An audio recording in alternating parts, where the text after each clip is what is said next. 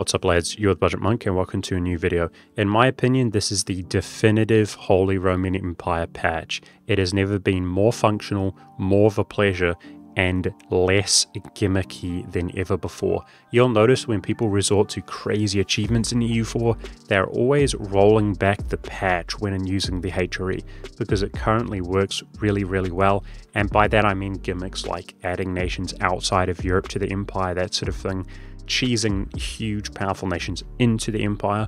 All of these gimmicks have been really fixed, and this is the definitive Holy Roman Empire patch in my opinion.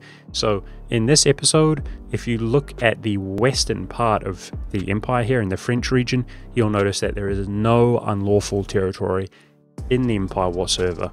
This took a mere 8 years to achieve and 2 wars. I'm going to show you in the first episode how to go about achieving this nice and clean. With no more further ado, this is how a 12,000 hour Andy plays the HRE. Let's go.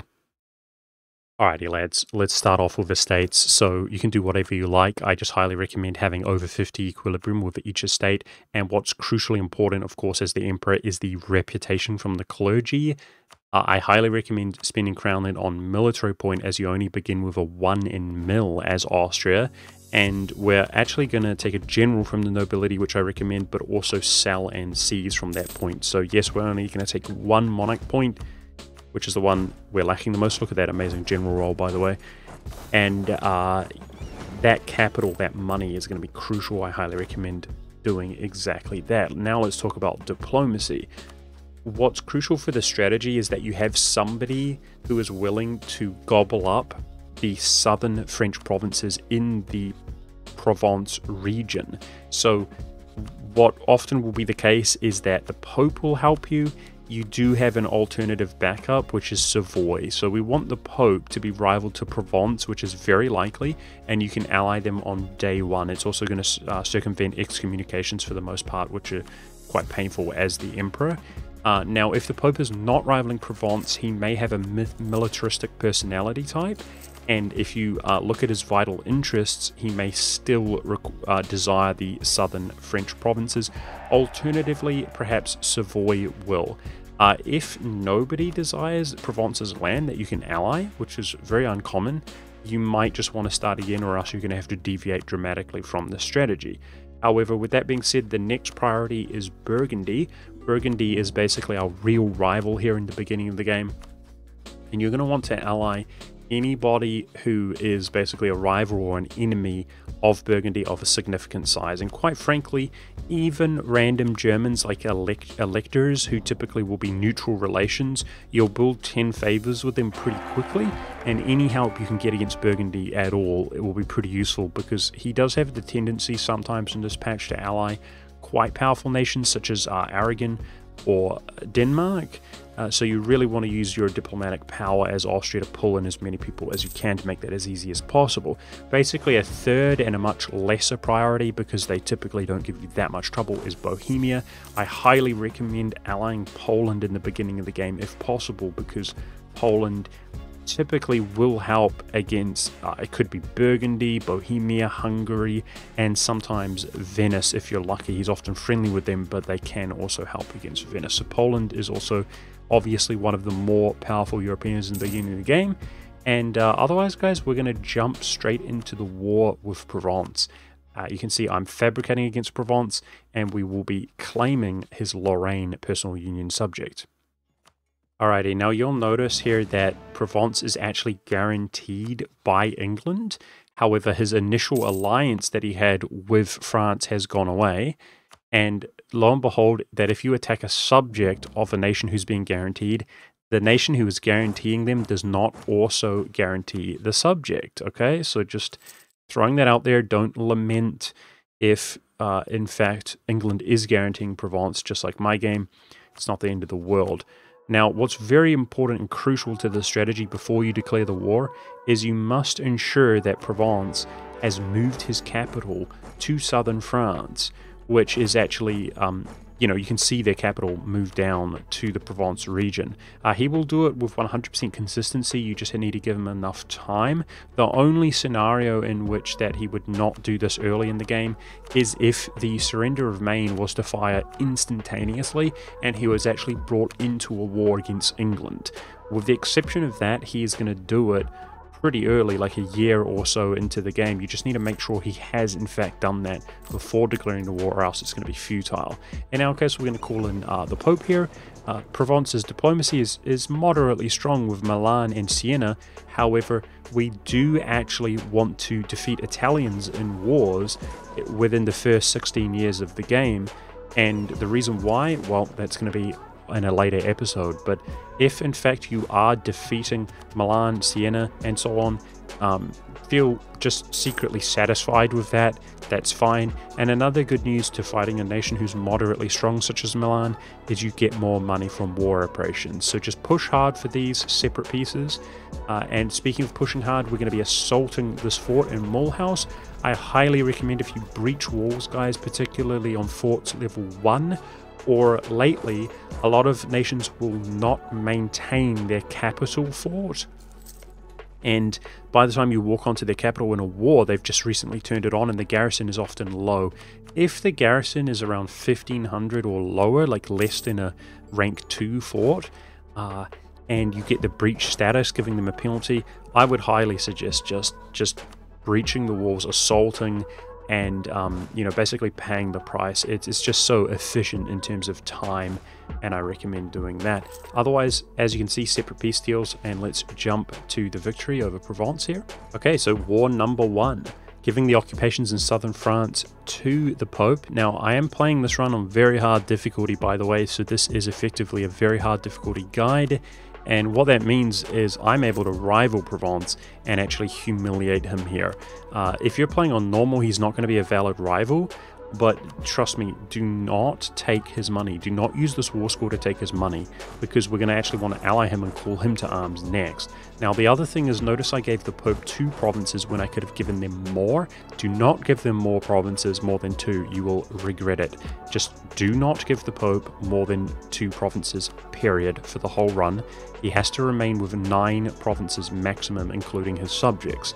With that being said, you can see, lo and behold, that Provence and Lorraine, that entire state of unlawful, has now moved into the empire via him moving his capital city into the empire. Very nice. 4 provinces of unlawful disappeared, but also 2 additional princes within inside the HRE, or 1 additional technically. Now, we've been using our diplomats to curry favors, you know, obviously build diplomacy and make claims against Burgundy, Bohemia, and now Venice. And we're going to go ahead, guys, and jump into the Burgundian War in a moment. But there's one crucial thing that we need to do for this strategy, and that is, believe it or not, we now wish to ally Provence, because Provence, in the same way that the Pope would take land against Provence himself, we actually are dependent on him as a nation who can be fed French provinces. He's going to have strategic interest on the Burgundian French provinces. And you may have an issue because we're going to call him to arms against Burgundy. That's why we don't take his money. We may have an issue with trust. In terms of pulling Provence as an ally, he's going to be threatened at the very least when you get near to 0 relations. I mean, assuming they're in the negative. And I was able to ally Provence by abandoning the Pope and allying his rival, Provence, and then re-allying the Pope. Due to the Pope's friendly attitude, it basically circumvents the negative 50. It gives you a positive 50 reasons when allied to his enemy. So otherwise, in terms of calling Provence to arms, sometimes you're going to have issues calling him to arms against Burgundy because they might be threatened attitude or something like that. Now, you will be promising land to Provence, meaning you don't need the favors to call him to arms. However, you may find, due to low trust or other reasons, that he's not quite willing to join against Burgundy. So if that, you want to monitor that, and if that is the case, immediately start currying favors with Provence in order to boost trust up, and or tell him to prepare for war, then call him to arms for promised land. So with that being said, let's jump into the Burgundian War.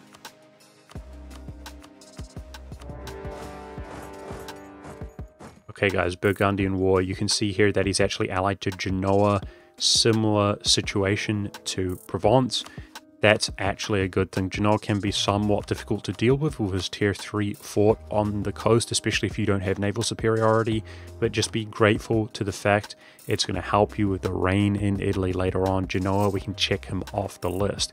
So this for me, despite calling in Aragon and many other smaller nations, it was quite a struggle, guys, so it can be challenging, but eventually Poland actually decides that he wants to join, giving us some relief, and it's just a long war. Definitely focus on piecing out his friends as much as possible, and then due to the negative 1000 modifier for peace deals, you're going to want to make sure that you take at least one fort in the sort of Burgundian eastern and western region at minimum, but also one fort up in the north of the Burgundian lowlands provinces.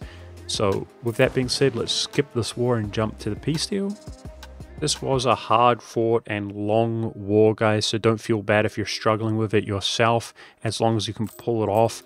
I was struggling quite hard to separate peace his friends, including Brittany and Genoa, but the more powerful the nations he's allied with, at least you get some of that money back with the war reparations. And let's talk about the peace deal here with Burgundy.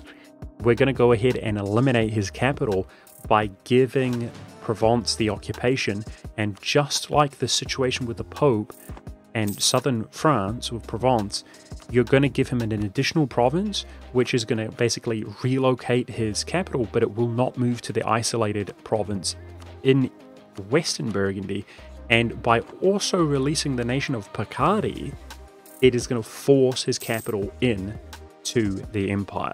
And just like that, lo and behold, 8 years into the game, we have cleared up the unlawful on the entire western front. Doesn't that just look amazing? 8 years into the game, and that is going to bode really well the lack of unlawful territory when it comes to gaining imperial authority. I will just say here, guys, that a lot of people are going to wonder, well, Monk, what about the Burgundian inheritance? A few things. You can still get the BI, guys, and believe it or not, you didn't lose that much of the assets that you would ultimately gain. However, personally, I really dislike the Burgundian inheritance because of the RNG involved.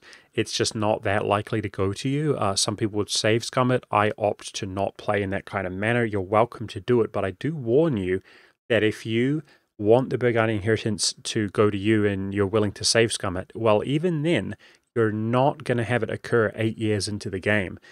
Sometimes I get all the way, sometimes the bloody event times out, guys. It can go on 20, 30 years, and you're dealing with that unlawful territory in the meantime. So I recommend you play this way, but you're welcome to do whatever you like. If you made it till this point in the video, guys, show me some love, thumbing up the video, commenting on the video. I'd appreciate that. It does take a reasonable amount of work to actually edit the stuff down. Otherwise, stay tuned for the second part where we're going to be focusing on Prague, Bohemia, and doing a little bit of unconventional tactics in regards to that, but yet well optimized in my opinion. Otherwise, catch me over my live stream 6 days a week, twitch.tv/Budgetmonk119. 6 days a week, I'm over there. Come say hi. Otherwise, thank you very much for watching, and I'll see you in another video.